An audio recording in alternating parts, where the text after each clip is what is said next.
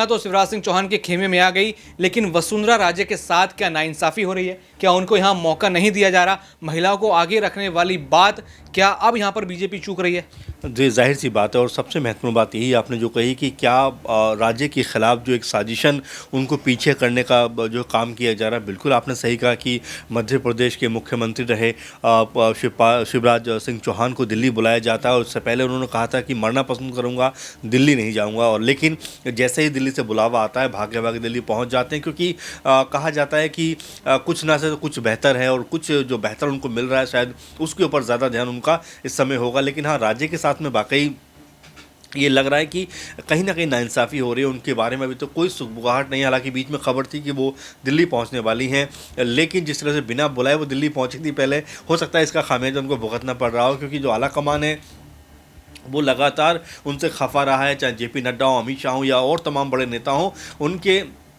उनकी आँख की किरकिरी लगातार बनी रही राज्य, और हो सकता है उसका खामियाजा उनको अब भुगतना पड़ रहा हो, क्योंकि शिवराज सिंह चौहान ने एक बार भी इसको लेकर ना बगावत की, ना कुछ कहा, और ना जिस तरह से उनका अंदाज़ था कि वो सब बात कह भी रहे थे लेकिन बड़े खामोश लहजे में। और जिस तरह से राज्य थे वो लगातार अपना जो है प्रभावी ढंग दिखा रही थी, लगातार विधायकों से मीटिंग कर रही थी, लगातार विधायक उनके घर पहुंच रहे थे, और इससे लगातार आला कमान जो था बहुत नाराज़ हो गया था। और यही बात बाद में भी कही गई कि राज्य को इस नाराज़गी का कहीं ना कहीं खामियाजा उठाना पड़ेगा। और मुझे लगता है दौलत की अब शायद वो वक्त है जब बीजेपी ने सब कुछ वहाँ पर फिक्स कर लिया है, यानी कि मुख्यमंत्री बन गए हैं, मंत्रिमंडल भी कहीं ना कहीं तय हो गया, तो ऐसे में राज्य का जो प्रभाव था वो लगता है मुझे कम होने लग गया है। इसी के मद्देनज़र बीजेपी ने उनको फिलहाल दिल्ली आने का न्योता नहीं दिया। लेकिन मैं ये भी समझता हूँ दौलत की आने वाले दिनों में ज़रूर उनको दिल्ली तलब किया जाएगा, दिल्ली बुलाया जाएगा, और साथ में उनको भी हो सकता है कोई बड़ा पद मिलता हुआ नजर आए। हालांकि ये लगातार कवायद में सुनने को मिल रही है कि उनको हो सकता है कहीं का राज्यपाल बना दिया जाए, क्योंकि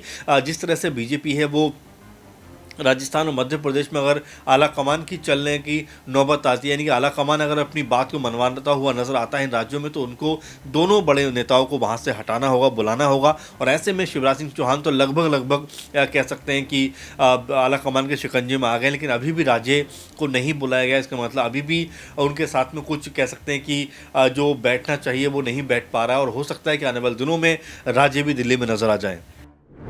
बिल्कुल, यहाँ पर आने वाले दिनों में जो है एक महत्वपूर्ण जिम्मेदारी मिल सकती है, इसकी उम्मीद लगातार यहाँ पर वसुंधरा राजे के खेमे को है, उनको खुद को भी है, और इसीलिए वो लगातार पार्टी से बनी हुई हैं। कयास लगातार ये चल रहे हैं कि क्या यहाँ पर अशोक गहलोत के साथ उनकी संधि हो जाएगी, या फिर वो कांग्रेस पार्टी या फिर किसी अन्य समर्थक दल का हाथ थाम के कुछ बीजेपी के साथ जो हैं एक तरीके से बगावत करती नजर आएंगी। लेकिन चुनाव और चुनाव के बाद और सीएम पद उनसे छूटने के बाद भी ऐसा कुछ नहीं हुआ।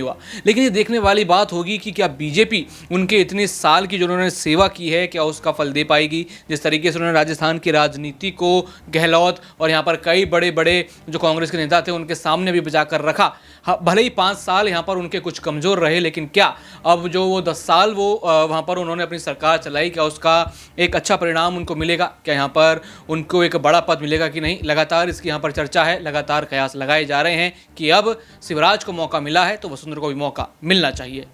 बाकी और भी ऐसी खबरें जानने के लिए देखते रहिए SPN9 न्यूज़। धन्यवाद।